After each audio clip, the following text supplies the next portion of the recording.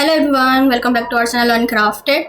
आई am Swati और आज हम बात कर रहे हैं ईवीएस का यूनिट 4। ये डायरेक्ट फर्स्ट ईयर के स्टूडेंट्स के लिए है ईवीएस, क्योंकि फर्स्ट ईयर में ही होता है। ओके, तो यूनिट 4 हमारा टीचिंग लर्निंग मटेरियल्स। तो आज हम इस पे बात करेंगे। वीडियो थोड़ी सी लंबी हो सकती है क्योंकि इसमें बहुत सारा कंटेंट है और सभी कंटेंट मैंने बहुत सारे वेबसाइट से लिया है, बुक्स से लिया है और जितने मैं ऑफिशियल जो हमारा सिलेबस था सब में डीप में मैंने बात की है ताकि आपको कोई भी परेशानी ना हो। ठीक है, तो वीडियो कैसी लगी मुझे बता देना लास्ट में। ओके, तो चलिए स्टार्ट करते हैं हम अपने यूनिट 4 को।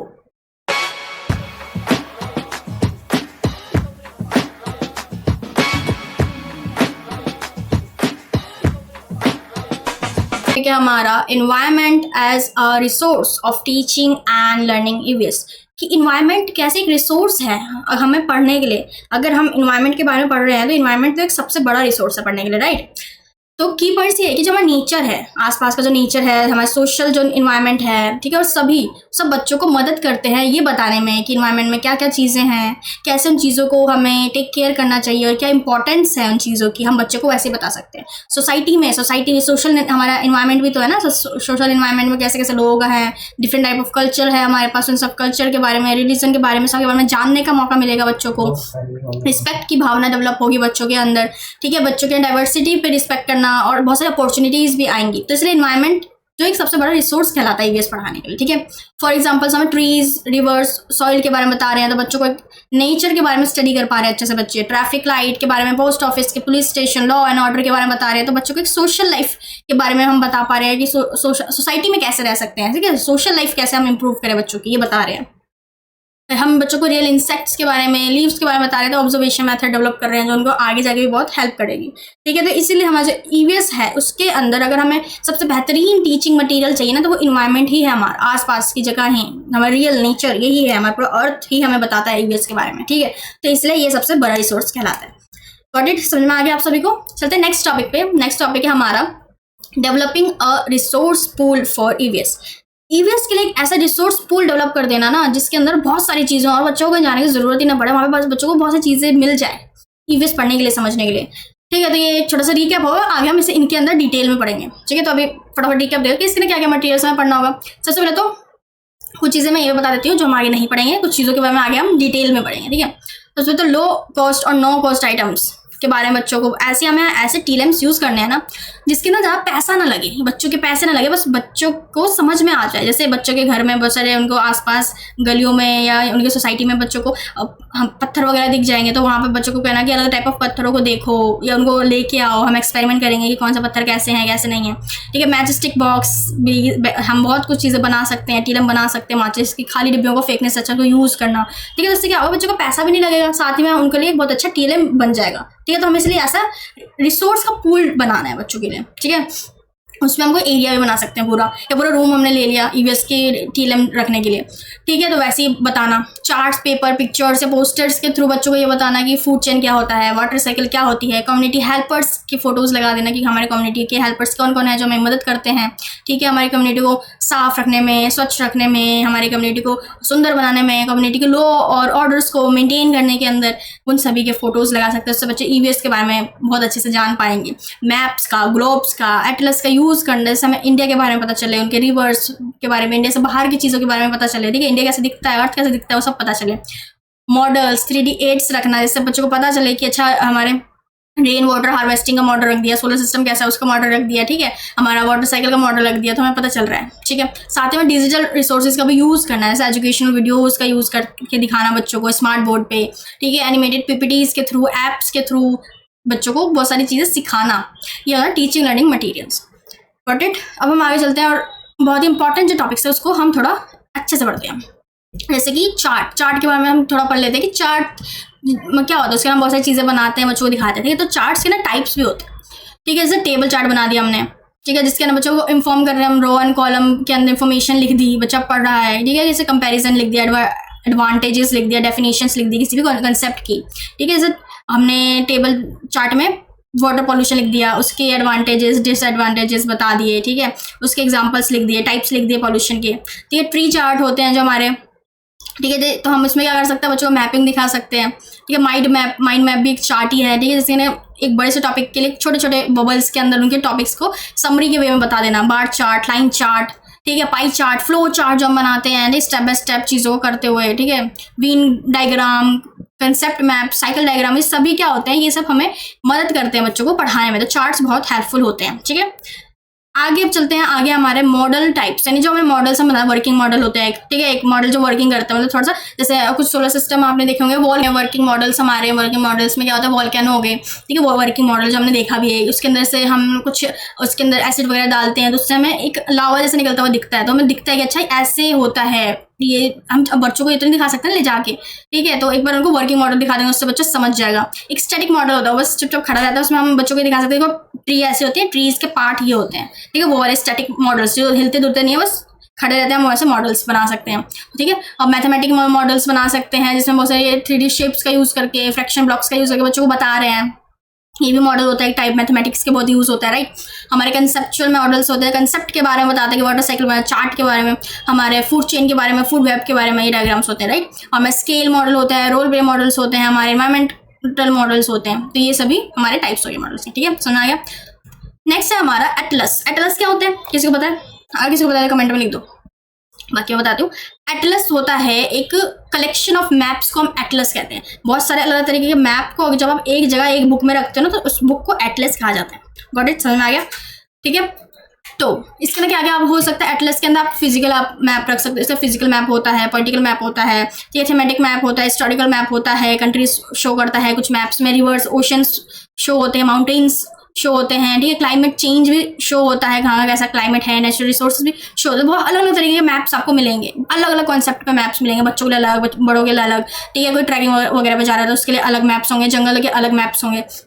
तो सभी मैप्स को, एक कलेक्शन ऑफ मैप्स को एक जगह रखना, एक बुक के अंदर रखना, एक बुक के फॉर्म में रखना ही एटलस कहलाता है। इसलिए an atlas is a collection of maps bound in book form. ठीक है, आगे देखते हैं एटलस के अंदर क्या पढ़ना है हमें, कि एटलस कैसे यूजफुल है हमारे लिए, बच्चों को एजुकेशन के अंदर एटलस कैसे यूजफुल है। एनवायरमेंट में तो बहुत ज़्यादा यूजफुल है, क्योंकि इन्वायरमेंट के टॉपिक में एटलस जो है बहुत ज़्यादा यूजफुल ऐसे, क्योंकि उसके ना बच्चों को हम बता सकते हैं कि हमारे लोकल प्लेसेस के बारे में बच्चों को बता सकते हैं कि कहाँ पे कौन सी रिवर बहती है, स्टेट कौन सा है, कहाँ पे, ठीक है, कंट्रीज के बारे में बता सकते हैं बच्चों को, ठीक है, बच्चों को ये बता सकते हैं कि फिजिकल फीचर्स बता सकते हैं, माउंटेन्स के, रिवर्स के, desert area, ocean area, forest के बारे में पढ़ाते समय मैप्स दिखा के, ठीक है। साथ ही बच्चों को पॉलिटिकल बाउंड्रीज भी बता सकते हैं कि बॉर्डर कौन सा होता है, कैपिटल क्या चीज़ होती है सिटीज़ के, ठीक है, स्टेट का कैपिटल क्या है, इंडिया का कैपिटल क्या है, सिटीज़ क्या है, स्टेट क्या है, टाउन क्या है, क्या कहलाता है, सब दिखा के, ठीक है। बच्चों को क्लाइमेट और पॉल्यूशन के बारे में भी पढ़ा सकते हैं, कहाँ पर रेनफॉल ज़्यादा होती है, टेम्परेचर कहाँ पर ज़्यादा कम होता है, हमारी पॉपुलेशन कहाँ पर कितनी है, एग्रीकल्चर कहाँ कैसा एग्रीकल्चर हो सकता है, कहाँ किस इन्वायरमेंट में कैसा एग्रीकल्चर नहीं हो सकता,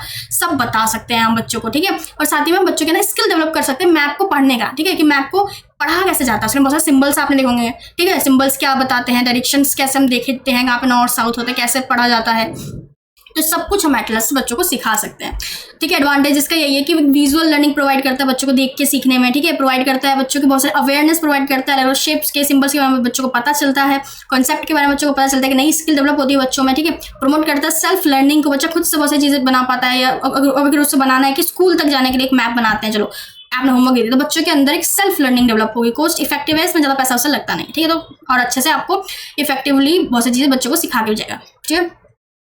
डिसएडवांटेज भी है कुछ, देखिए हर चीज़ का तो एडवांटेज नहीं होता ना, तो इससे थोड़ा सा डिसएडवांटेज भी है, जैसे कि नॉट ऑलवेज अपडेटेड, कभी कभी देखते हो आप बहुत सारी चीज़ें चेंज होती रहती है, तो अपडेट में थोड़ा उसको टाइम लग जाता है, तो अपडेटेड नहीं मिल सकता है इसमें, ठीक है। लिमिटेड डिटेल्स होती हैं, सब चीज़ें नहीं बता सकते ना उसमें कि अच्छा इस एरिया में यहाँ पे शेर ज़्यादा मिलेगा, भालू ज़्यादा मिलेगा, सब कुछ ऐसा लिखा तो ना होगा, बस ये बताएगा हाँ घना जंगल है, यहाँ पे बहुत सारे एनिमल्स मिल सकते हैं, बस इतना लिखा होगा, तो इसलिए लिमिटेड डिटेल्स होती हैं, और गाइडेंस की नीड होती है कि बच्चों को समझने में गाइडेंस ठीक से नहीं मिल पाता, और अकेले नहीं समझ पाए, तो गाइडेंस जरूरी होती है, ठीक है। तो ये हमारे हो गए क्लासिफिकेशन ऑफ एटलस। तो हमारे बेसिस अलग अलग है कि यूटिलिटी बेस पे, थीम के बेस पे, ठीक है, हायरार्की के बेस पे, हमारे स्केल के बेस पे, लार्ज स्केल, लो स्केल, कितना हाई स्केल के बेस पे हो गया, ठीक है। तो इलेक्ट्रिक एटलस डिजिटल मैप भी आते हैं आजकल, ठीक है, तो आपको पता चाहिए। Got it. तो यहाँ पे हमने समझा एटलस के बारे में। अब हम चलते हैं नेक्स्ट टॉपिक है हमारा ग्लोब। ग्लोब क्या होता है? Globe is a 3 dimensional spherical model of earth. Earth का 3D मॉडल होता है स्फेरिकल, ठीक है, सर्कल गोल बॉल की तरह पूरा मॉडल होता है, इसको ग्लोब कहते हैं, ठीक है। हमें क्या शो करता है, इसके ना अलग अलग कंट्रीज देख सकते हैं हम, ओशियंस देख सकते हैं, लैंड कहाँ है और सी कहाँ देख सकते हैं हम, इसके ना पोल्स देख सकते हैं, क्वार्टर देख सकते हैं, लैटिट्यूड देख सकते हैं, लॉन्गिट्यूड देख सकते हैं, फिजिकल और पॉलिटिकल बाउंड्रीज भी देख सकते हैं, ठीक है। तो बच्चों के लिए तो बहुत इंपॉर्टेंट हो गया। इसलिए ये एजुकेशन में बहुत हेल्पफुल होता है ग्लोब, क्योंकि इससे बच्चों को अंडरस्टैंड कर पाते हैं कि आखिर जहाँ वो रहते हैं वो अर्थ दिखता कैसे है, उसका शेप कैसा है। ठीक है, कि मैप्स में तो फ्लैट दिखेगा ना, फ्लैट ऐसा बना हुआ है, पर 3D में पता चलेगा अच्छा ये होता है कि इस पे हम लोग है बहुत छोटे छोटे छोटे बहुत छोटे से हम लोग है ऐसे जूम करके बता सकते हैं। ठीक है, ऑफकोर्स डिजिटल वे में। ठीक है, लर्निंग हम बच्चों को क्या सिखा सकते हैं, डायरेक्शन के नॉर्थ साउथ ईस्ट वेस्ट कहाँ एक्सिस कहाँ होती है, बच्चों को लोकेशंस बता सकते हैं कि देखो ये ओशन यहाँ का, ये इंडियन ओशन है, ये अटलांटिक ओशन है। ठीक है, तो बता सकते हैं बच्चों कंट्रीज के बारे में बता सकते हैं कि कौन सी कंट्रीज की बाउंड्रीज टच हो रही हैं, कौन सी कंट्रीज जो है ओशन के बीचों बीच है, छोटी छोटी कंट्रीज या आइलैंड जो भी होते हैं हमारे, सभी इक्वेटर के बारे में, पोल्स के बारे में बता सकते हैं बच्चों को। कि एक्सप्लेन कर सकते हैं डे और नाइट का कॉन्सेप्ट कि दिन रात कैसे होता है या सीजन्स कैसे चेंज होते हैं, तो अर्थ कैसे रोटेट करता है, उसका रोटेशन रेवोल्यूशन सब अच्छे से समझा सकते हैं डेमोन्स्ट्रेट करते हुए। ठीक है, कंपैरिजन दिखा देते हैं डिस्टेंस का, यहाँ से कोई इतना डिस्टेंस है, यहाँ पे इतना वाटर बॉडी है, उसका लैंड है, इतना कुछ, तो सब कुछ हम बता सकते हैं। ठीक है, टाइप ऑफ ग्लोब्स भी होते हैं हमारे पास, ये याद रखना, अगर कहीं क्वेश्चन पूछे तो ऐसे बता देना कि ग्लोब क्या होता है, उसके एडवांटेज क्या है, कि एडवांटेज डिसएडवांटेज उसके टाइप्स क्या है और एजुकेशन में कैसे हेल्पफुल है। ठीक है, तो ये आप पूरा 8-10 नंबर का आपका एक आंसर बन जाएगा। ओके, तो टाइप्स की बात करते हैं, हमारा फिजिकल ग्लोब होता है, इसमें लैंड फॉर्म्स बताते हैं, रिवर माउंटेन ओशंस बताया जाता है। ठीक है, पॉलिटिकल ग्लोब्स होते हैं, उसके नाम है हमें कंट्रीज की बॉडीज बताए कि कौन सी कंट्री कहाँ पे है। ठीक है, उनसे कैपिटल कौन सा है, सिटीज कहाँ कहाँ है, स्टेट कहाँ कहाँ है। ठीक है, उसके बाद इल्यूमिनेटेड ग्लोब होता है हमारे, तो इसके अंदर के लाइट्स वगैरह होते हैं, शो होते हैं। ठीक है, तो थोड़ा सा इसके डुअल स्ट्रक्चर होता है इसके अंदर। ओके, कि थोड़े से अट्रैक्टिव होते हैं वो। ओके, उसके बाद है इंटरेक्टिव और स्मार्ट ग्लोब होता है, इसके अंदर ऑडियो फीचर्स होते हैं, क्विजेज होते हैं और डिजिटल टच पैनल भी होता है कि आपने टच करके कुछ आपने जूम कर लिया, राइट। ठीक है, तो जूम कर लिया कि अच्छा ये इंडिया, इसमें जूम किया, ये स्टेट आ गया, ये सब। तो ऐसे डिजिटल फॉर्म ऑफ ग्लोब भी निकल चुके हैं। बच्चों के चिल्ड्रन ग्लोब्स अलग होते हैं, वो कलरफुल और बहुत ही सिंपल वर्जन के ग्लोब होते हैं जो यंगर चिल्ड्रंस को लर्न करने के लिए बहुत से थीम्स यूजफुल होते हैं। ओके, नेक्स्ट हमारा एडवांटेजेस और डिसएडवांटेजेस। एडवांटेजेस यही है कि रियलिस्टिक व्यू देता है, बच्चा देख के चीज़ों को सीख पाता है। ठीक है, रियलिटी से बच्चा कनेक्ट कर पाता है, एक क्लियर अंडरस्टैंडिंग होता है, बच्चा अच्छे से समझ पाता है चीज़ों को, क्लियरली अंडरस्टैंड कर पाता है, कॉन्फिडेंस फील करता है, उसको बहुत चीज़ें समझ में आती है, समझा पाता है। इंटरेक्टिव वे है एक बहुत ही, और बच्चा इंगेज रहता है, इंगेजिंग बहुत ही एक्टिविटी कहलाती है ये। ठीक है, डिसएडवांटेज हो सकता है, थोड़ा सा बल्कि हो सकता है, भारी हो सकता है, थोड़ा सा स्टोरेज ले सकता है ज़्यादा। ठीक है, लिमिटेड डिटेल्स इसमें भी होती हैं। ठीक है, तो इसके वजह से हो सकता है कि आपको कम डिटेल बता पाओ, आप थोड़ा सा टाइम टेकिंग हो, या सब बच्चों को समझ ना आए। ठीक है, थोड़ी सी इंफॉर्मेशन ही बता पाओ। ओके, आगे चलते हैं। आगे हमारा map. A map is a 2D यानी 2-dimensional symbolic representation of a particular area such as earth, a country, city or even a classroom. It shows physical or political features using signs, colors and symbols. Map क्या होता है, 2D होता है, इसमें बहुत सारे आपको शेप्स दिखेंगे, सिंबल्स दिखेंगे जो आपको ये बता देंगे अर्थ कैसे दिखता है, ये कंट्रीज कैसे दिखती है, सिटी कौन सी कैसी है। ठीक है, ये क्लासरूम का भी दिखा सकते हैं कि हमारा मैप क्लासरूम का, कि हमारे स्कूल में कैसे कैसे कौन कौन से बिल्डिंग्स कहाँ कैसे डिस्ट्रीब्यूट है, टॉयलेट कहाँ पे है, प्लेग्राउंड कहाँ पे है। तो मैप्स होते हैं ना, आपने देखे होंगे स्कूल्स में, मेट्रोज पे, तो मैप्स होते हैं, राइट। तो वो सब मैप्स बच्चों को बताना, तो ऑफकोर्स ये बहुत यूजफुल होता है हमारे टीचिंग में, क्योंकि हमें अंडरस्टैंड करवाता है बच्चों को स्पेस के बारे में कि कहाँ कौन सा स्पेस है, लोकेशन कहाँ कैसी है। ठीक है, ये पता है कि कौन सा स्पेस कहाँ से निकलता है। जैसे आप बच्चों ने अगर मैप देखा हो तो कभी हम डायरेक्शन देते हैं ना, गूगल पे डायरेक्शन मैप देखते हैं कि अगर मुझे उस स्कूल जाना है, उस स्कूल जाने तक के लिए कौन कौन से रास्ते हैं, सबसे छोटा रास्ता कौन सा है, ये सब बताता है। माउंटेन्स के मैप अलग होते हैं, रिवर्स कंट्रीज के अलग अलग मैप्स होते हैं, वो बच्चों को आप बताओ, बस ये चीज़ें बच्चा सीखता है, वो सारे तरह की स्किल्स डेवलप करता है उससे। बच्चे को डायरेक्शन के बारे में पता चलता है कि कौन सा डायरेक्शन है, डिस्टेंस कहाँ से कौन सा तक है। ठीक है, बच्चा रीड कर पाता है कि मैप को कैसे रीड कर पाते हैं, बच्चा वेदर मैप भी देख पाता है, रोड मैप देख पाता है, सीख पाता है। तो रियल लाइफ एक एप्लीकेशन से आप बच्चों को बहुत सारी चीज़ें सिखा रहे हो, इनहेंस कर रहे हो बच्चे की बहुत सारी एबिलिटीज़ को, यानी कि बच्चा देख पाता है कि कौन सा डायरेक्शन कहाँ है, मूवमेंट कौन से डायरेक्शन से हो रही है। ठीक है, कंसेप्ट ऑफ शेप भी बता सकते हो। ठीक है, तो इसमें बहुत सारे सिंबल्स भी होते हैं। तो टाइप ऑफ मैप्स यहाँ पे देख लेते हैं। हमारे फिजिकल मैप्स होते हैं जिसके नाम माउंटेन्स, रिवर्स और प्लेन्स बता सकते हो। ठीक है, कि कहाँ पे कितना अर्थ पे कैसे कैसे चीज़ें डिस्ट्रीब्यूट है। उसके बाद पॉलिटिकल मैप होता है कि आप कंट्रीज को बता रहे हो कौन सी कंट्री कहाँ पे है, उनका कैपिटल क्या है, इसका स्टेट्स क्या है, उसकी बाउंड्रीज कैसे कैसे हैं। ठीक है, थीमेटिक मैप्स के बारे में बता दो, तो बेस्ड ऑन पॉपुलेशन क्या है, कहाँ पे कितनी पॉपुलेशन है, कितना रेनफॉल होता है, क्रॉप कैसी डेवलप होती है, तो उसको थीमेटिक मैप्स कहते हैं। ठीक है, उसके बाद वेदर मैप हमारे लिए कहाँ पे कितना टेम्परेचर होता है, टेम्परेचर कितने लो, कहाँ पे किस किस जगह टेम्परेचर लो होता है या हाई होता है, विंड की फ्लो कहाँ पे ज़्यादा है, कहाँ पे कम है, रेनफॉल कहाँ पे कितना होता है। ठीक है, ये बताना, डेजर्ट एरिया वगैरह बता सकते हैं आप, इसमें बहुत कुछ। ठीक है, सब पिक्टोरियल मैप होते हैं हमारे, इसके पिक्चर्स का सिंबल्स का यूज़ करके बच्चों को अच्छे से समझाया जाता है, तो यंग हमारे लर्नर्स के लिए भी बनाया जाता है, उसको पिक्टोरियल मैप कहा जाता है। ठीक है, है पिक्चर्स का यूज करके, ठीक है। तो पिक्टोरियल मैप हो गया, उसके बाद रोड मैप, यानी रोड पे कहाँ कैसे जाना है, डायरेक्शन कहाँ, रोड की हाईवेज कहाँ है, ट्रांसपोर्ट रूट वगैरह, जैसे हमने गूगल पे भी देखते हैं, राइट। क्लासरूम मैप्स होते हैं, यानी हमने क्लासरूम के लिए एक मैप कस्टमाइज कर देंगे क्लास की, सभी बच्चे घर से और स्कूल तक आने का एक मैप बनाएंगे, या क्लासरूम के अंदर ही क्लास से जाके हम अगर प्रिंसिपल ऑफिस जाना चाहते हैं वहाँ तक का मैप बनाइए कैसे कैसे, तो बच्चों को इंटरेस्ट भी आता है। तो ऐसे मैप्स बच्चों को बहुत सारी चीज़ें सिखाते हैं, स्किल्स डेवलप करते हैं, ठीक है। इसके एडवांटेजेस और लिमिटेशन, डिसएडवांटेजेस भी हैं। एडवांटेजेस में ये कह सकते हैं इजी टू कैरी है, आराम से आप कैरी कर सकते हो, बहुत सी चीज़ें बच्चों को समझा सकते हो, ठीक है। एक ब्रॉड ओवरव्यू दे सकते हो, बच्चों को विजुअल लर्निंग दे सकते हो, अफोर्डेबल भी है, इतना महंगा भी नहीं होता, ठीक है, और वर्सेटाइल होता है, ओके। उसके बाद है लिमिटेशंस, अगर हम बात करें तो एक फ्लैट व्यू होता है ना, 3D नहीं है, फ्लैट है, बच्चा कुछ समझे कुछ ना समझे हो सकता है, ठीक है। तो मे कंफ्यूज यंग जो किड्स हमारे बच्चे हैं उनको कंफ्यूज भी थोड़ा कर सकता है कि उन्हें समझ नहीं आया कि अरे ये कैसे हो रहा है, हमारे जो क्लासरूम तो ऐसा नहीं दिखता, आपने कोई सिंबल बना दिया कि क्लासरूम है, बच्चा मैम ये तो ऐसा नहीं दिखता है, तो देखो कैसे 4 दीवार है, तो ऐसा हो सकता है, लिमिटेड एक्यूरेसी हो सकती है, ठीक है। तो बहुत सी चीज़ें हमारे डिसएडवांटेजेस में भी आ सकती है कि उससे समझ नहीं आ रहा है, कंफ्यूज हो रहा है वो, ठीक है। तो ये हमारे डिसएडवांटेज हो सकते हैं, ओके। आगे देखते हैं आगे क्या है हमारे पास। आगे है मैप्स के सिंबल्स और साइंस के बारे में बताना नहीं भूलना, ठीक है, कि अगर ऐसा सिंबल है तो स्कूल कहलाता है, ठीक है। अगर ऐसा सिंबल है तो टेंपल, चर्च, कुछ भी हम कह सकते हैं। रिवर के लिए क्या सिंबल यूज होता है, माउंटेन्स के लिए क्या सिंबल यूज होता है, हॉस्पिटल के लिए क्या सिंबल यूज होता है, रोड अगर पाथ दिखाना है कि यहाँ से रोड जा रही है तो उसके लिए हम क्या सिंबल यूज करेंगे। कलर्स के बारे में बताना कि ब्लू कलर वाटर को रिप्रेजेंट कर रहा है यहाँ पे अर्थ पे या मैप्स पे, ग्रीन कलर फॉरेस्ट को रिप्रेजेंट कर रहा है, ब्राउन कलर यहाँ पे माउंटेन्स को रिप्रेजेंट कर रहा है, रेड कलर रोड्स को रिप्रेजेंट कर रहा है, येलो कलर हमारे फील्ड को रिप्रेजेंट कर रहा है। ये सब बताना, और बच्चों को भी बताना कि तुम अपने भी कस्टमाइज कर सकते हो। मैप बना लिया और साइड में छोटा सा एक नोट ले लिया कि इस मैप में ये सिंबल और ये कलर ये रिप्रेजेंट कर रहा है, तो किसी को कंफ्यूजन नहीं होगी, ओके। नेक्स्ट हमारा बहुत इंटरेस्टिंग टॉपिक पिक्चर्स, कि पिक्चर्स कैसे यूजफुल हो सकते हैं ईवीएस में। देखो पिक्चर्स क्या होते हैं, एक विजुअल रिप्रेजेंटेशन होता है, ड्राइंग हो गई, पोस्टर हो गया, कोई फोटो हो गया, स्केच हो गया, जो हमें बच्चों को कॉन्सेप्ट को ईजी कर रहा है पढ़ाने में, समझने में, हमारे लर्नर्स के लिए, ठीक है। तो टाइप्स ऑफ पिक्चर्स हो सकता है, फोटोग्राफ होगा, कोई रियल फोटोग्राफ ले लिया अपने एनिमल की, देखो ये एनिमल ना हिप्पोपोटामस कहलाता है, ये एनिमल जिराफ और ये एनिमल जेब्रा कहलाता है, कंफ्यूज मत हो ऐसे करके, ठीक है। ड्राइंग स्केच करवा लिया बच्चों से हैंडमेड की, ये बच्चे अपने क्रिएटिविटी और वो थोड़ा फ्लेक्सिबल भी हो सकता है कि बच्चे अपने से हम बना सकते हैं। पोस्टर्स के हम क्लासेस में लगा भी सकते हैं कि सेव ट्री पे पोस्टर बनवा दिया बच्चों से। हम कार्टून्स और स्टोरी पिक्चर्स बुक भी होते हैं ना, तो ऐसी बुक्स बना के हम बच्चों के इन्वायरमेंट के बारे में बता सकते हैं, ठीक है। जिसमें हम जैसे कि कोई बुक बना दी हम छोटी सी और बच्चों को बता दिया कि हमारे फ्रीडम फाइटर्स कौन हैं, ओके। तो इस तरह की बुक्स हम बना सकते हैं। कहानियों की बुक्स बना सकते हैं बहुत सारे, जैसे विक्रम बेताल की बुक्स आती थी बच्चों को समझ में कि अच्छा ऐसा भी होता था, ऐसा भी होता था, ठीक है। हमारे फ्रीडम फाइटर्स झांसी की रानी की कोई बुक बना दी, स्टोरी बुक, जो बच्चों को पता चल रहा है एनवायरमेंट के बारे में, कि सोशल एनवायरमेंट के बारे में, कैसे सोसाइटी थी, कैसे वैसे होता था, ठीक है।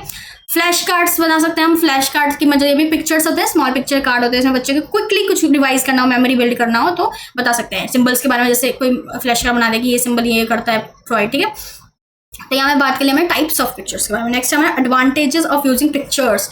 पिक्चर्स यूज करोगे ना तो क्या होगा, बच्चे बहुत अट्रैक्टिव फील करेंगे, अरे वाह ये क्या बनाया है, इसमें बहुत सारे कलर्स हैं, तो बच्चे बहुत अट्रैक्टिव फील करवाएंगे, तो क्लासरूम बहुत इंगेजिंग क्लासरूम होगी, बच्चे की मेमोरी बहुत बूस्ट होगी, क्योंकि कलर्स पिक्चर्स देख के बच्चा बहुत कुछ अंडरस्टैंड, अपने सेंसेस से जब हम लोग चीज़ों को सीखते हैं ना, समझते हैं, तो वो चीज़ें हमें बहुत लाइफ लॉन्ग याद रहती हैं। तो इसलिए मेमोरी बहुत बच्चों की बूस्ट करेगी, वो अच्छे से समझ पाएगा चीज़ों को। हर बच्चा सुटेबल फॉर ऑल लर्नर्स, सभी बच्चे के लिए यूजफुल रहेगा। और अगर कोई स्पेशली हमारे बच्चे हैं उनके लिए हम अलग से बना सकते हैं, ठीक है। तो हमें विजुअली जो देखने में परेशानी होती है उनके लिए अलग बना सकते हैं, तो याद रखना।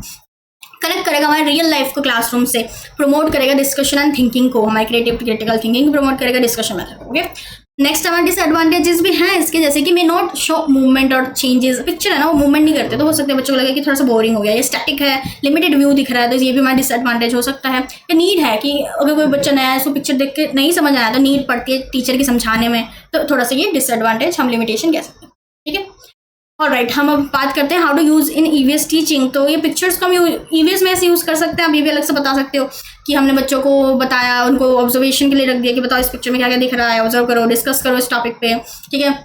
बच्चों से पिक्चर्स बना दिए कि इस चीज़ पे पिक्चर बनाओ, स्टोरी बनाओ, बच्चा स्टोरी बुक बना रहा है बच्चे, ठीक है, अपने एक कार्टून कैरेक्टर को लेके जिसमें बच्चा व्यू बता रहा है अपना, ठीक है। एक हमने पिक्चर्स बता दिए जिसमें ट्रीज, अलग ट्रीज के पिक्चर है, उनके नेम भी लिखे हैं कि अच्छी ये ट्री को ऐसे कहते हैं, इन पत्तों को ये कहते हैं, ठीक है, ऐसे वाले हमने किया भी था अपने बचपन में, राइट। तो ऐसे हम पिक्चर बुक्स बना सकते हैं या अरेंज कर सकते हैं ऐसे पिक्चर्स ऑर्डर में, कि देखो सीड्स आता है, पहले सीड हम मिट्टी में डालते हैं, फिर सीड कैसे बड़ा होता है, फिर छोटा सा प्लांट पड़ता है, फिर प्लांट बढ़ते बढ़ते वो एक ट्री बन जाता है। तो वो ऐसे पिक्चर बुक आप बना सकते हो जिसमें बच्चा खुद देख पाए, सीख पाए, उसको अरेंज भी कर पाए कि अच्छा मैम ये तो गलत है, पहले ट्री नहीं बनता, पहले लास्ट में ट्री बनता है, पहले तो सीड होता है छोटा सा, ठीक है। तो ये हेल्प कर सकते हैं।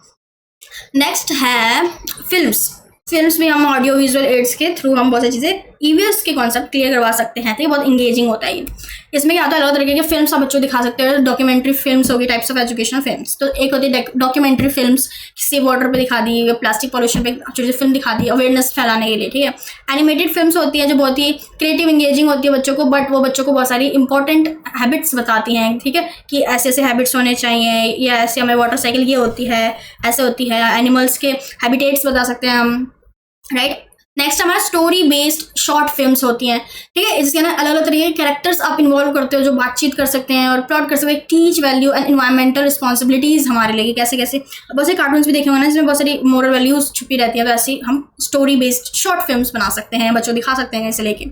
साइंटिफिक और डिस्कवरी क्लिप्स भी दिखा सकते हैं, ठीक है, डिस्कवरी या नेशनल ज्योग्राफी के डीप लर्निंग के लिए। एडवांटेजेस क्या होता है, विजुअल और साउंड दोनों होता है, जैसे बेटर अंडरस्टैंडिंग होती है, एक्सप्लेन करता है बहुत सारी कॉम्प्लेक्स चीज़ों को। वाटर साइकिल जैसे कॉम्प्लेक्स चीज़ को एक्सप्लेन कर देता है, बच्चा देख के सीखता है अच्छा वाटर साइकिल ऐसा होता है। बच्चा फोटोसिंथेसिस भी सीख सकता है, तो हम बहुत अच्छे से एक्सप्लेन कर पाते हैं, वो अलग बात है। बच्चा देख के बहुत सारी अच्छी सी चीज़ें सीख लेता है, उसे समझ में जहाँ भी कंफ्यूजन होता है वो देख के समझ लेता है, ठीक है। इंप्रूव करता है बच्चों की मेमोरी को, रिटेंशन को, ठीक है। शो करता है रियल लाइफ सिनेरियोज और नेचर को हमें शो करता है। अट्रैक्ट करता है इंटरेस्ट को, क्यूरियोसिटी को। सपोर्ट करता है इंक्लूसिव और डाइवर्स लर्निंग स्टाइल। लिमिटेशन इसके हम ये कह सकते हैं कि रिक्वायर्ड स्क्रीन चाहिए, प्रोजेक्टर चाहिए, इलेक्ट्रिसिटी चाहिए, तो थोड़ा सा ये हो सकता है बहुत सी चीज़ें चाहिए हो, ठीक है। इसमें थोड़ा पैसा हमें कॉस्ट लगे, एक्सपेंसिव हो सकता है, टाइम टेकिंग थोड़ा हो सकता है। पैसिव लर्निंग हो सकता है, इसमें बच्चा चुपचाप बैठा है और देख रहा है, कुछ कर नहीं रहा है, तो हो सकता है कि बच्चों को थोड़ा सा बोरिंग लगे, हम बस बैठ के देख रहे हैं, ठीक है। May not suit for slow learners without teachers help. तो हो सकता है कि जो स्लो लर्नर्स होते हैं ना, तो उनको समझना है, उनको थोड़ा टीचर की हेल्प लगे समझने में चीज़ों को, ठीक है। तो ये सब चीज़ें हमारी लिमिटेशंस हो सकती है, ठीक है। और हो सकता है सभी बच्चों को सब चीज़ें समझना है, सब स्कूल के पास ना हो, तो ऐसे हो सकता है। कि how to use in films and EVS classroom, क्या क्या यूज़ कर सकते हैं हम, जैसे हम पहली बात की कि हम स्टार्ट कर सकते हैं टॉपिक को शॉर्ट क्लिप से स्टार्ट कर सकते हैं। बीच बीच में कुछ क्लिप्स हमने बच्चों को बता दी, कोई क्वेश्चन बच्चे ने पूछा उस पर हमने कोई रिफ्लेक्शन देते हुए क्वेश्चन को एक फिल्म दिखा दी, या फिल्म रोक रोक के कुछ क्वेश्चन पूछ रहे हैं कि अभी तक आपको क्या समझ में आया, या ये जो करेक्टर है इसको अब क्या करना चाहिए यहाँ पे। जैसे आप एक करेक्टर है वो पौधा उगा रहा है, पौधा फिर वो भूल गया पानी देना 2-3 दिन, और पौधा पूरा मुरझा चुका है, तो आप अब उस फिल्म को वहीं पे रोको और बच्चों से पूछो क्या करना चाहिए, ठीक है। उसके बाद बच्चे ने कहा मैम पानी वगैरह देना चाहिए, उसका टेक केयर करना चाहिए, उसे टाइम देना चाहिए, तो फिर वो करेक्टर आगे करता है, राइट। तो ऐसे क्वेश्चन आप पूछ सकते हो, ठीक है। पोस्ट फिल्म डिस्कशन, किस फिल्म से आपको क्या समझ में आया, ये बच्चों से पूछ सकते हैं, डिस्कशन करवा सकते हो, वर्कशीट दे सकते हो, ठीक है। तो ऐसी बहुत सारी चीज़ें हैं जो हम कर सकते हैं, ठीक है। तो चलिए अब हम चलते हैं हमारे नेक्स्ट टॉपिक पे। यहाँ पे हमने इस टॉपिक को बहुत ज़्यादा अच्छे से पढ़ा है, ओके। तो अब हम चलते हैं कम्प्लीटली नेक्स्ट टॉपिक पे, okay. Collection in EVS. EVS में आप देखते हो बहुत सारी चीज़ों का कलेक्शन किए जाते थे, तो ये ध्यान रखना अगर क्वेश्चन पूछे तो किसी चीज़ों का कलेक्शन होता है, लीव्स का, पत्तों का कलेक्शन करवा दिया, सीड्स का, दालों का, ठीक है, तो उस पर कलेक्शन, फ्लावर्स का कलेक्शन करवा दिया, और बच्चों को क्या समझाया कि देखो डाइवर्सिटी कैसे है, बायोडाइवर्सिटी हम कैसे देख सकते हैं, कॉइन्स का, स्टैम्प्स का अपने कलेक्शन करवाते हैं, तो हिस्ट्री और सिविक्स के बारे में बहुत कुछ पता चल सकता है, ठीक है। तो बहुत सारे इसके एडवांटेजेस भी आप लिख देना, ठीक है। पिक्चर्स का आपने मॉन्यूमेंट्स के पिक्चर्स का कलेक्शन करवाया बच्चों से, तो कल्चर के बारे में पता चल रहा है। तो these collection help in observation, comparison and curiosity development. इससे बच्चों में ऑब्जर्वेशन, तो बच्चों की स्किल बढ़ेगी, ठीक है। बच्चे को चीज़ों को कलेक्ट करने का जो कलेक्शन की स्किल है वो भी बढ़ेगी, ठीक है। बच्चा कंपैरिजन कर पाएगा चीज़ों में कि अच्छा ये एक पत्ता है, ये दूसरे पत्ते से कैसा लगा, ये सीड दूसरे सीड से कैसा लगा, ये कॉइन दूसरे कॉइन से कैसे अलग है, ठीक है। बच्चों में क्यूरियोसिटी डेवलप होगी, बच्चों में क्रिटिकल थिंकिंग डेवलप होगी, बहुत सारी चीज़ें बच्चों में डेवलप होगी। इसलिए कलेक्शन बहुत ज़रूरी है ईवीएस में, इसलिए अलग चीज़ों को कलेक्शन कराना, बच्चों को सिखाना, तो ये बहुत ज़रूरी हो जाता है, ठीक है। अब हम बात करते हैं कंसेप्ट ऑफ मैप के बारे में। कंसेप्ट मैप क्या होता है और थीमेटिक मैप्स क्या होते हैं। एक तो कंसेप्ट मैप होते हैं और एक थीमेटिक मैप होते हैं। आप दोनों को अच्छे से समझते हैं। चलिए देखो, सबसे पहले तो मैं ओवरऑल बता देती हूँ। कंसेप्ट मैप क्या होता है, आइडिया बेस्ड विजुअल चार्ट होता है, इसमें थोड़े बहुत आइडियाज लगा सकते हो, कोई चीज़ देख सकते हो कि अच्छा ये ऐसा, ये ऐसा, ये ऐसा, ठीक है। थीमेटिक मैप्स क्या होता है, फोकस वे में एक स्पेसिफिक मैप होता है कि अगर आपको सिर्फ और सिर्फ रेनफॉल का मैप चाहिए, कि आपको ये जानना है कि इंडिया में कहाँ कहाँ ज़्यादा रेनफॉल होता है, उसका मैप चाहिए, तो आपने वो बस मैप निकाला और उसमें सिर्फ आपको ये पता चलेगा कि रेनफॉल कहाँ कहाँ होता है, ठीक है। आपने पॉपुलेशन निकाला कि कहाँ कितनी पॉपुलेशन है, तो उसका मैप निकाल के वो बस एक पॉपुलेशन देखना, तो वो थीमेटिक मैप होता है। स्पेसिफिक कह सकते हो, स्पेसिफिक मैप किसी स्पेसिफिक टॉपिक पे। और कंसेप्ट मैप तो ओवरऑल पूरा एक बड़ा सा मैप है, उसमें आपको सब कुछ दिख रहा है, ये होता है, विजुअली आपको दिख रहा है, ठीक है। तो इट हेल्प्स, आपको क्या क्या हेल्प करेंगे, ये बेटर अंडरस्टैंडिंग में हेल्प करेंगे, चीज़ों के बीच में आप लिंक कर पाओगे, बहुत सारे आइडियाज़ को निकाल पाओगे, विजुअली मेमोरी आपकी बढ़ेगी, ठीक है, मैप रीड करना आएगा, ठीक है। अब हम बात करते हैं कंसेप्ट मैप होता क्या है। और concept map is a visual diagram that shows relationship between concepts in a structured and connected way. It helps students organize and understand idea clearly. देखो, कंसेप्ट मैप ऐसा एक विजुअल डायग्राम है जो हमें रिलेशनशिप बताता है और कि अलग अलग चीज़ें कैसे कनेक्ट है। फॉर एग्जाम्पल, आपने एक कंसेप्ट मैप बता दिया, कोई भी टॉपिक ले लिया, ठीक है, तो आपने बताया कि इंडिया में इतने इतने स्टेट्स हैं, तो कंसेप्ट बता रहा है, ठीक है, रिलेशन बता रहा है चीज़ों में। आगे इसको मैं और अच्छे से आपको बता देती हूँ, स्टूडेंट को हेल्प करता है चीज़ों को, अपने आइडियाज़ को ऑर्गेनाइज करने में, अंडरस्टैंड करने में अच्छे से। देखो, टाइप्स ऑफ कंसेप्ट मैप क्या क्या होते हैं, ध्यान से देखो। पहला तो हमारा हायरार्किकल मैप। इसके अंदर क्या होता है, टॉप बॉटम स्ट्रक्चर होता है मेनली, कि टॉप सबसे बड़ा इन्वायरमेंट है, उसके अंदर क्या आता है, नेचुरल रिसोर्सेज आते हैं, नेचुरल रिसोर्सेज के अंदर क्या आता है, फॉरेस्ट और हमारे वाटर आते हैं, तो इसे कहते हैं हायरार्किकल मैप, ठीक है। उसके बाद हायरार्किकल मैप कैसा दिखता है आपको पता है, आगे मैं आपको पिक्चर्स भी दिखाऊंगी, ठीक है, तो ध्यान से देख लेना। उसके बाद है स्पाइडर मैप। कंसेप्ट मैप का ही एक टाइप है स्पाइडर मैप, यानी देखो कंसेप्ट मैप में कंसेप्ट बताता है आपको, ठीक है, कि कैसे कैसे चीज़ें हैं। स्पाइडर मैप में होता है कि बहुत सारी चीज़ें, कॉम्प्लेक्स चीज़ों को एक साथ जोड़ता है ब्रांच की तरह, ठीक है। तो एक सेंटर आइडिया होता है, फॉर एग्जाम्पल एक सेंटर आइडिया हो गया इंडिया, ठीक है। अब इंडिया से बहुत सारी ब्रांच निकल रही है और सभी स्टेट के नाम लिखते जा रहे हैं हम लोग, उसको कहते हैं हम स्पाइडर मैप। अब स्टेट, जो स्टेट है उससे भी एक ब्रांच निकल रही है, उससे 2-3 ब्रांच निकल रही है, और मेन स्टेट के अंदर सिटीज़ हैं वो उनके नाम निकल रहे हैं। फिर उन सिटीज़ के अंदर से भी ब्रांच निकल रही है, और उन सिटीज़ के अंदर से जो मेन उनके फेमस प्लेसेस है उसके नाम लिख रहे हैं। समझ रहे हो, पूरा के साथ जाल जैसा बन जाता है ना, इसलिए इस कंसेप्ट को क्लियर करते करते हमने एक जाल बना दिया, तो इसलिए इसको स्पाइडर मैप कहा जाता है। एक एग्जांपल आप यहाँ पे देख सकते हैं, पॉल्यूशन इन सेंटर, एक सेंटर में हमने लिख दिया पॉल्यूशन। अब पॉल्यूशन से निकल रहे हैं जाल, उसमें एक में लिखा है एयर पॉल्यूशन, एक में लिखा है water pollution, noise pollution, soil pollution around, ये तो ये जाल जैसा बन रहा है, समझ गए। तो ये हमारा होता है स्पाइडर मैप, बहुत ईजी था। फ्लो चार्ट, हमारे जो फ्लो चार्ट होते हैं, यानी जो फ्लो में जा रहा है, सीधा सीधे सीधे एक फ्लो में जा रहा है, ठीक है, एरो करते हुए। जैसे यहाँ पे वाटर साइकिल के बाद क्या होता है हमारे, उसके अंदर क्या इवेपोरेशन होता है, उसके अंदर कंडेंसेशन होता है, रेन होता है, तो ये सब होता है हमारा फ्लो चार्ट, जो कि स्टेप बाय स्टेप प्रोसेस बता रहा है सीक्वेंस में, ठीक है, ऊपर नीचे नहीं हो सकता, सीक्वेंस है, यही सीक्वेंस है, वो होता है हमारा फ्लो चार्ट, ठीक है। चैन मैप भी कह सकते हो उसको। उसके बाद है सिस्टम मैप, जो हमारे पूरा सिस्टम बताता है, shows cause effect and feedback loop बताता है कि अगर डिफोरेस्टेशन करोगे तो सॉइल इरोजन होगा, सॉइल इरोजन होगा तो फ्लड आएगी तो हमारे लॉस ऑफ फर्टिलिटी होगी, ठीक है। तो ये पूरा बताता है। अब हम देखते हैं एग्जाम्पल कैसे कैसे दिखते हैं। ये हमारा है स्पाइडर कंसेप्ट मैप है, तो आपको बहुत अच्छे से समझ में आ ही गया होगा, ठीक है।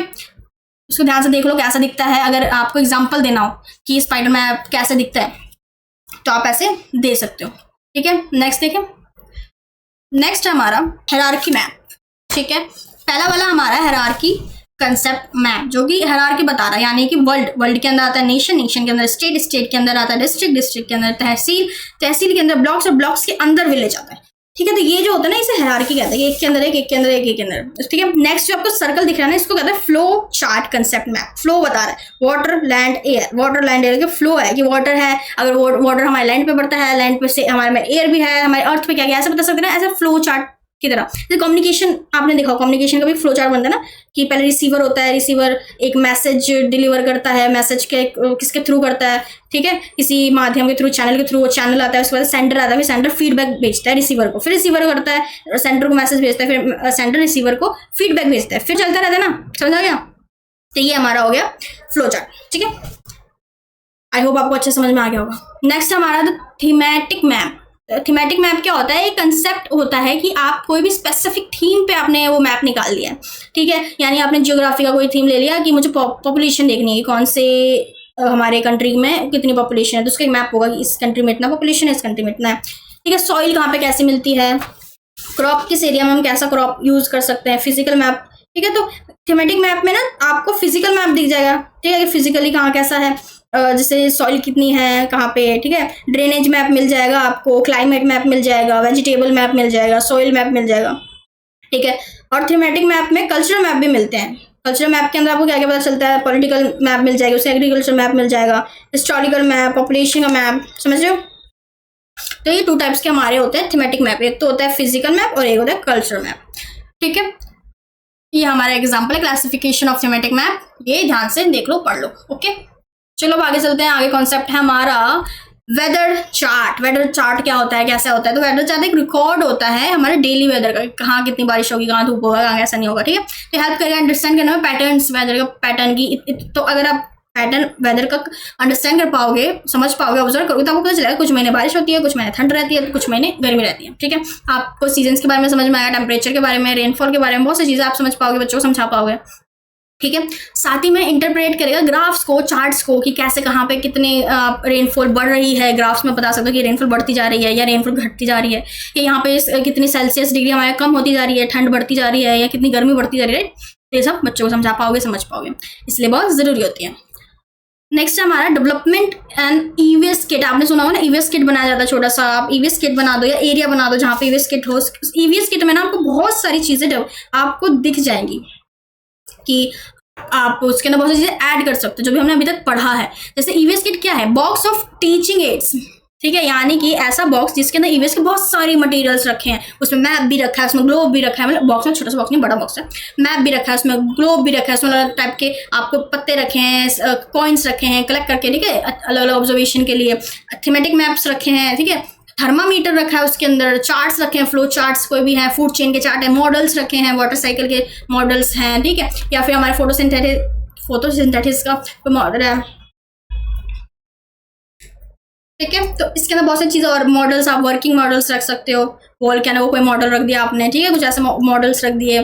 तो ईवीएस किट में आप बहुत सी चीज़ें रख सकते हैं। टाइप ऑफ सॉइल्स आपने कलेक्ट करके रखे बच्चों को दिखाने के लिए, रॉक्स रखे हैं, सीड्स रखे हैं, फिल्टर पेपर रखे हैं कि वाटर को कैसे हम साफ कर सकते हैं, बहुत सी चीज़ें रखी हैं। तो जो ईवीएस किट है ये बहुत इंपॉर्टेंट होती है बच्चों के लिए। इससे बच्चे बहुत सारी चीज़ें सीख सकते हैं, सिखा सकते हो बच्चों को, ठीक है। तो why important, makes learners touchable और विजिबल। ऐसे टीचिंग एड्स आप बच्चों दिखा जिससे बच्चे टच कर पा रहे हैं, ठीक है, बच्चे देख पा रहे हैं, देख के चीज़ें सीख पा रहे हैं, टच सीख पा रहे हैं, यूज़ कर पा रहे हैं, मैप्स वगैरह यूज़ कर रहे हैं उसको, ठीक है, ग्लोब्स वगैरह उन सबको यूज़ कर रहे हैं, टच करके सीख रहे हैं। बच्चों में कॉन्फिडेंस बढ़ेगा, बच्चे मोटिवेटेड फील करेंगे कि हमें भी ये सब आता है, हम भी कर सकते हैं, ठीक है। और घर पे जाकर बताएंगे कि आज हमने ये सीखा, ये सीखा। हेल्प कर सकते हैं एक्सपेरिमेंशियल लर्निंग को, कि बच्चा एक्सपेरिमेंट करके देख रहा है, ठीक है। यूजफुल है हमारे इंक्लूसिव क्लासरूम में कि हर तरह का बच्चा, हम हर तरह के बच्चे को कुछ ना कुछ करवा रहे हैं, हर तरह का बच्चा सीख पा रहा है, चाहे वो हमारे स्लो लर्नर्स हैं जो ठीक से नहीं समझ पाते, धीरे समझते हैं, हमारे स्पेशल नीड के बच्चे हैं, गिफ्टेड चाइल्ड्स हैं, नॉर्मल बच्चे हैं, सब ही एक क्लासरूम में बहुत सारी चीज़ें सीख रहे हैं, ठीक है। इससे बच्चे की ऑब्जर्वेशन स्किल से बढ़ेंगी, बच्चे ऑब्जर्व करके चीज़ों को सीख रहे हैं, ठीक है। बच्चे क्लासीफाई कर पा रहे हैं कि एक चीज़ दूसरी चीज़ से कैसे अलग है। बच्चे कंपेयर कर रहे हैं, कंपैरिजन स्किल्स भी सीख पा रहे हैं, कंपैरिजन कर पा रहे हैं, ठीक है, एनालिसिस भी कर पा रहे हैं, प्रेडिक्शन कर पा रहे हैं चीज़ों की, ठीक है। तो बहुत सारे स्किल्स बच्चा सीख रहा है, समझ रहा है, बहुत इंगेजिंग है। बच्चा खुद भी बना सकता है अपना एक मिनिएचर, उसने भी बना दिया देख के, इसलिए बहुत इंपॉर्टेंट हो जाता है किट बनाना ईवीएस का, ठीक है। तो ये किट आप भी बना सकते हो, क्लासरूम में बनवा सकते हो बच्चों के साथ, जो क्लासरूम के जिस साइड में रखा हो, एक छोटा सा एरिया बना दिया आपने जहाँ पे बच्चे ये सब यूज़ कर रहे हैं, ठीक है। तो यहाँ पे हमारा खत्म होता है हमारा यूनिट 4। तो आई होप आपको यूनिट 4 बहुत अच्छे से समझ में आएगा। इसमें बहुत सारी चीज़ें थी समझने वाली, इसलिए यूनिट 4 मैंने कहा था ना थोड़ा सा बड़ा है, क्योंकि उसमें बहुत सारी चीज़ें हैं समझने वाली, हर कॉन्सेप्ट है, आपको उसे समझना चाहिए। आपको लगना कोई भी कॉन्सेप्ट जो आपको समझ नहीं आ रहा है, उस पर थोड़ा कम का टॉपिक है, तो आप मुझे बता सकते हो कि ये कॉन्सेप्ट आप एक बार समझा दो, तो मैं समझा दूंगी, ठीक है।